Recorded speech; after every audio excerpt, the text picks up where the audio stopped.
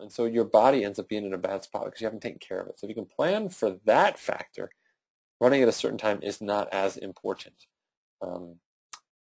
If the conditions are amenable, then absolutely putting in 1 or 2 runs, especially if you're going to be running in the middle of the day with heat, that'd be great. So like a race like Boston, although it's early, it can get hot because, 1, 2 o'clock, it can be hot before it cools down in the downtown area. So putting in some runs in the heat definitely to make a difference. But in your case, if you're going to suffer greatly because you're running in the Floridian heat, then I would definitely go easier in the cooler for most of your runs. Hey, what's the goal of the 5-day running challenge? Lori asked me. The goal is just to get people to run, get them out there, do something consecutive. It's the first of 3 challenges. We'll be doing a 10-day and a 15-day running challenge. And if you do all 3 of them, I'm sure we'll come up with something wicked cool to give you, probably a shirt. But the point being that we'll build up your running over time by doing something fun, getting people sharing information, getting them motivated. Just a sample of how we roll inside Marathon Nation in terms of how we're training. It's a lot of fun. I would be participating myself if I weren't injured. Stu asks, any remedies for chronic piriformis, both legs? I can run at a good pace, but I hurt all the time, even when not running. Oh, Stu, I feel your pain. Chronic piriformis, that's so tough because piriformis is such a tough part of your body to care for, and it's so tough to resolve that issue. It's not soft tissue. It's physically tough. I would look at a variety of things. One is consistent work. Foam rolling is a great website out there. I'll give mad props to it right now. AthletesTreatingAthletes.com. Lee Boyle is one of our contributors to Marathon Nation. She has a body resource map up here, and you can go down and find the posterior hip and be like, okay, what's the self-massage resource for the posterior hip? She's got a full set of articles here, and she's got it all broken down for you. You can see where things are, right? Some of the pictures are her, some are her poor husband, and then she's actually got video where you can dial in, no joke, and actually watch her do the foam rolling. So check that out for sure. That's a great resource for you. I would take a look at how you spend the majority of your day. I was having hip and back issues until I started standing most of the day, not sitting down at a desk or sitting in a car. All that sitting definitely weakens your core muscles. So puts the piriformis in a bad spot. I would definitely check that out. There's going to be a lot of intense work in your future to be able to adapt, and now be wary of the speed until you resolve that. Okay. Oh, Philip's got a link for us. A Run By You with Jack Daniels. So here's a good link for you guys. I'll put this up. Hey, goes away when I try it. I'll put this up right now. Run By You, Jack Daniels. So that's a good resource as well as a calculator for you and some more information about the VDOT pacing as well. That's great. Thank you very much for sharing that. Let's see. Is there any value to training with less hydration or electrolytes? Does the body adapt to the stress? I can typically run for an hour in the South Floridian heat without any hydration. Am I helping myself or hurting? That's a great question, Stu. In general, you want to avoid a dehydrated state for your body. It's more than just how am I taking care of myself right now, but it's also a function of am I really setting myself back overall, other parts of my training. You have to get really dehydrated to do bad damage to your body, but there is a chronic state of dehydration that a lot of athletes enter because they drink coffee and they don't drink as much water, they're running in the heat. So absolutely I would take care of your body. In general, anything under 60 minutes, 75 minutes, you don't need a lot of hydration or salt for your body during the run, although you want to hydrate afterwards. That said, once the time goes up for longer than those periods, even if you're in cool temps, you do want to take care of your fluids, and you may want to consider some salt pills if you're a heavy sweater. Most sports drinks have enough sodium in them for the average bear, but for race day or hot days, you want to have them. How does a treadmill relate to street running? All other factors being equal, is the treadmill harder or easier? The treadmill is a little bit easier if you think about it. The road is in some way moving you, or at least it's moving on its own. So there's a graded calculator out there. I'll have to find it, but you can actually find out, an 8-minute pace at what percentage incline actually equals an 8-minute pace on the road. So you can do a better job of simulating. Because if you want to run 8s in your marathon and you dial in 8 on a treadmill with only 1% incline, it's kind of like running, I'm making this up right now, but like 8:15 is not as hard, and that would be reflected in your heart rate. So you can do it, but you do need to be a little savvy about it. Kevin asks, I've decided to run Yasso 800s each week as my speed workout. Is this enough?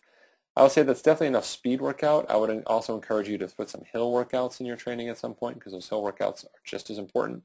And also consider some strides, which is just 30-second efforts, kind of top-end speed, not all out, but fast speed, really good form to the end of your runs, 30 seconds down and then jog back.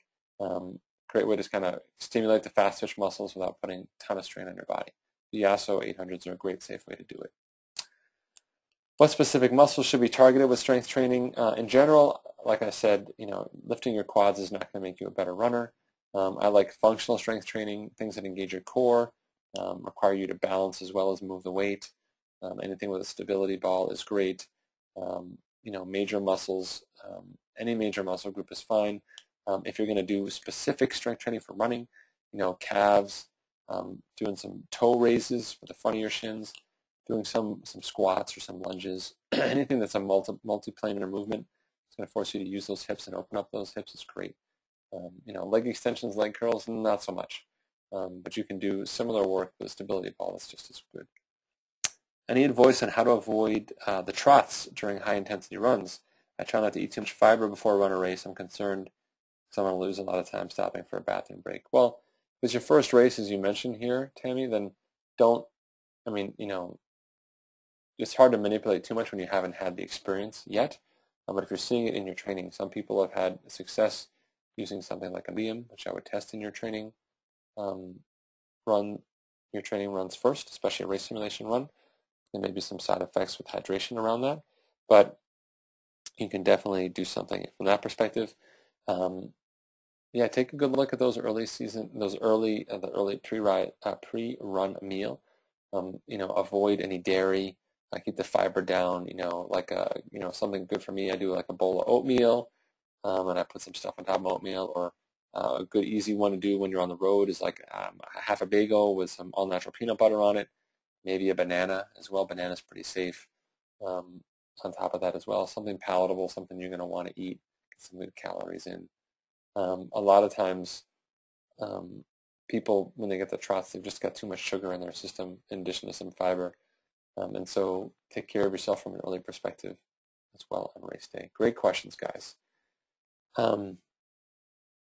Mike mentions, I resolved my piriformis problem when I retired at the end of February. I didn't have to sit at my desk all day, and I got better. Of course, it's amazing. I wrote a post about it on my personal blog, but I'll have to see if I can find that. It's standing is huge. It's underrated. It's not about buying. It's not about buying a new desk or making your boss spend any crazy amount of money. But it's basically saying when you're standing, you are engaging your muscles. You're doing something really good for your body. You're not. Here it is. Baby steps to standing. Or look at that picture for you. Huh? What a cutie. Look at those legs. I want to bite them. Man, I love babies. I put some stuff here in. This is part 2, baby steps standing at work. There's another post a little earlier. This is the original post here on standing at work. But the point being that there's a lot of great reasons why standing at work helps. I mean, at the end of the day, like I mentioned here, counting calories. You seriously burn like a couple hundred calories if you stand on your feet all day. That makes up for all that junk you're eating, right? Come on. Like it's like losing weight, but you're not doing anything. Check it out. Okay, that's awesome. So that's the end of the questions. It's now 7. 32 of you are still here. You are brave souls. Thank you so much for tuning in. Hopefully I was able to answer some of your questions, and hopefully I even inspired a few more. You can start up a free trial on Monday, July 5th, and that's over on the Marathon Nation website. The free trial, it is what it is. Come in, check out the calculators, ask questions in the forum, get people to answer them. You'll see what it's all about. You'll understand kind of how we work. It's the best way to sort of figure it out for yourself. If you have other questions, you can shoot them to me via Twitter. We're at twitter.com/Marathon Nation. Happy to answer you there. If you can try mailing them to me, I don't get to answer all the email questions. Sometimes I turn them into blog posts.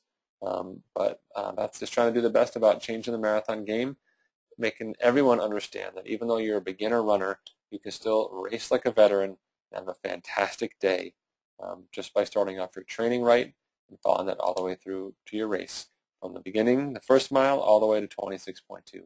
Thank you guys so much for all the comments and the thanks. I really appreciate it. This has been awesome. I really appreciate your help. Take care, everyone. I'll be in touch. I'll see you guys online and hopefully see you inside Marathon Nation at some point. See you guys.